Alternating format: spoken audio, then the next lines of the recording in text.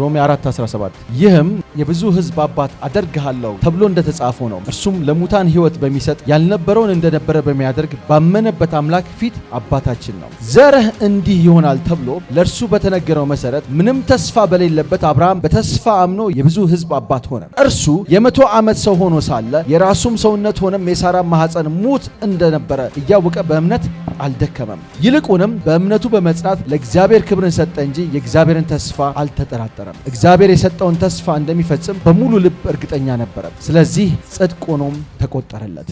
አያችሁ፣ አሁን የመጣው ምኑ ቃሉ ነው። የብዙ ሕዝብ አባት አድርጌሃለሁ ተብሎ እንደተጻፈው ነው። ስለዚህ ይኸውላችሁ የእሱ እምነት መጀመሪያ እንደተጻፈው የተጻፈውን ነገር ቃሉን ነው የሚከተለው ማለት ነው። ይህም የብዙ ሕዝብ አባት አድርጌሃለሁ የት? ዘፍጥረት 17 ላይ አብርሃም የነበረውን አብርሃም አድርጌሃለሁ፣ የክብር አባት የነበርከውን አሁን ግን የብዙ ሕዝብ አባት አድርጌሃለሁ ተብሎ እንደተጻፈው ነው። ስምህን ቀይሬልሃለሁ። አንተ የማይሳካልህ የትንሽ አባት ብቻ ሳትሆን የብዙ ሕዝብ አባት ነህ። ስለዚህ ስምህ አብርሃም ተብሏል።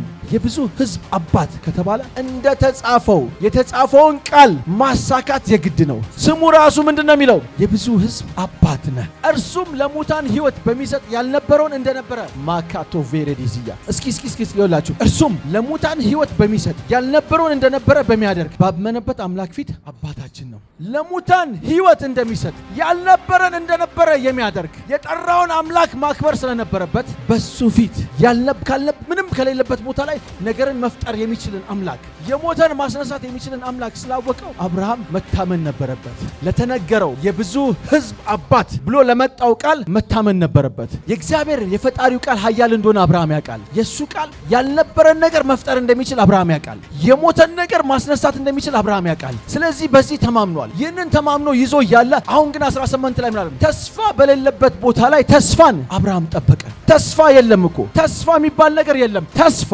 እነሆ ይሰጣል ተብሎ የተነገረን ነገር የምትጠባበቅበት ዝም ብሎ ምኞት ሳይሆን የልብ መሻት ወይ ደግሞ ደስ የሚል ነገር ሳይሆን ተስፋ ማለት ይወለም እግዚአብሔር ሰጣለው ያለ ነገር እንደሚፈጸም አውቀ የምትጠባበቀው ነገር ነው። ተስፋን የምትጠብቀው በእግዚአብሔር ላይ ታማኝነትን አስቀምጠ ነው። የተናገረ እግዚአብሔር ማንነቱን ስለምታውቅ ነው። ስለዚህ ተስፋ በሌለበት እጅ እግር ኖሮ እየሰራህ ገብተ መውጣት እየቻልክ ተኝተ መነሳት እየቻልክ ማስተንፈስ እየቻልክ ማንበብ እየቻልክ መናገር እየቻልክ ሳይሆን ተስፋ በሌለበት ተስፋ ምንም አይነት ፕሮሚስ የለም በተባለበት ይሆናል የሚል ነገር በሌለበት ቦታ ላይ ተስፋ በሌለበት ቦታ ላይ ተስፋን አወጣ።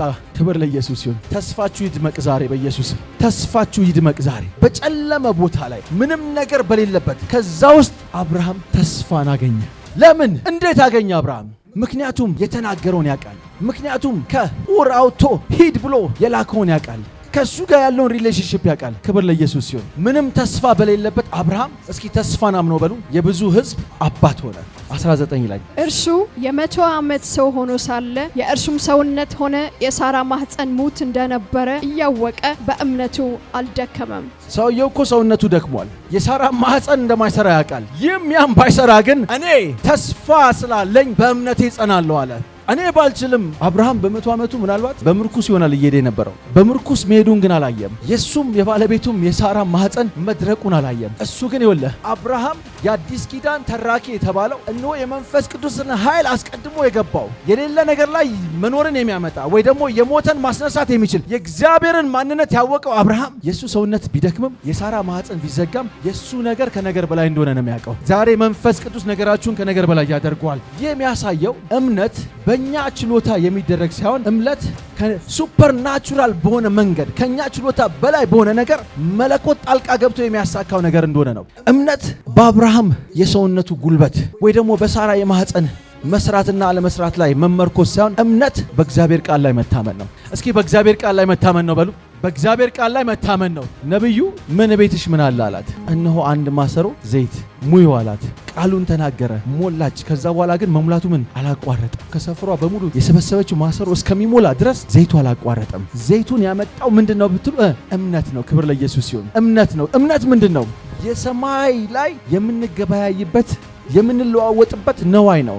እዚህ ምድር ላይ አንድ ሰው ሄዶ ባንክ የሌለህን አታወጣም አይደል እንዴ? የሌለህን ልታወጣ አትችልም። እምነት ይወላችሁ እዚህ ምድር ላይ ኖረህ አልኖረህ አያገባውም። እምነት ግን የሚያስፈልገው ምንድነው? ሰማይ ላይ ያመንክበት ነገር ምድር ላይ ያወጣዋል። ክብር ለኢየሱስ ሲሆን ኢየሱስ ጌታ ነው። 19 ላይ ምን አለ? 20 ላይ ይልቁንም በእምነቱ በመጽናት ለእግዚአብሔር ክብርን ሰጠ እንጂ የእግዚአብሔርን ተስፋ አልተጠራጠረም። አያችሁ፣ በእምነቱ በመጽናት ለእግዚአብሔር ክብርን ሰጠ እንጂ ጎረቤት ውጣ ቢልህ ገባ ቢልህ ኃላፊ እንዲህ ቢልህ እንደዛ ቢልህ ባለህ እምነት መጽናትና እግዚአብሔርን ማስደሰት ነው እንጂ አለመጠራጠር ነው የሚያስፈልገው። ክብር ለኢየሱስ ይሁን። ዛሬ ትጸልያላችሁ፣ ትስቡታላችሁ። ዛሬ ስባችሁ ታወርዱታላችሁ። ተፈውሰሃል። ጌታ ኢየሱስ ፈውሰዋል። አሁን የፈወሰው ቃሉ ነው። ሄዶ የሚነካው ቃሉ ነው። ተፈውሰሃል ቃሉ ነክቶት እያለ ሰውየው ግን ከነገና ደግሞ ሌላ ቸርች ሄድና እስኪ ለፈውስ ጸልዩልኝ ይላል። እንዴት አድርጎ እዚህ ጋር የተቀበለው እዛ ጋር እንዴት ይሰራለታል? እስኪ በሙሉ ልቤ እቀበላለሁ በሉ። በሙሉ ልቤ ተቀብያለሁ። አብርሃም ግን የተሰጠውን በሙሉ ልቡ እስኪ አስቡት። ይወላችሁ እምነት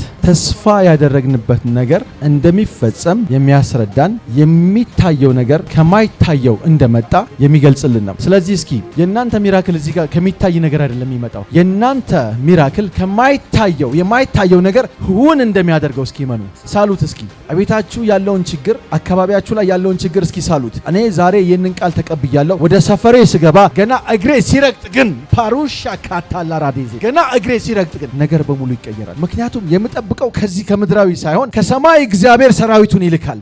በደከመ ሰውነቱ ውስጥ ወይ ደግሞ በተዘጋ ማዕፀን ውስጥ ሳይሆን እግዚአብሔር መስራት እንደሚችል አምኖ አብርሃም ጠበቀ። በሙሉ እምነት ጠበቀው። በሙሉ እምነት ጠበቀው። ያም መጠበቅ ደግሞ ምን ሆኖ ተቆጠረለት?